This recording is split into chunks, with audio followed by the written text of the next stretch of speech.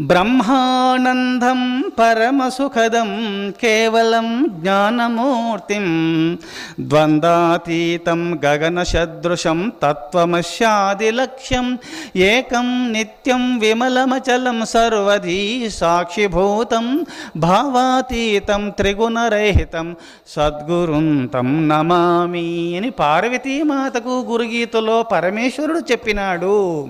గురుతత్వము గురువు ఎలా ఉంటారంటే బ్రహ్మానందుడు గురుదేవులు బ్రహ్మానంద సుఖములో ఎప్పుడూ ఉంటాడు. ఆ బ్రహ్మ సుఖము ఎలా ఉంటుందో అది ఎంత గొప్పది. ఆ బ్రహ్మ సుఖము ఎప్పుడు బ్రహ్మానంద స్వరూపుడై ఉంటాడు గురుదేవుడు. ఆ బ్రహ్మ సుఖంలోనే ఉంటాడు.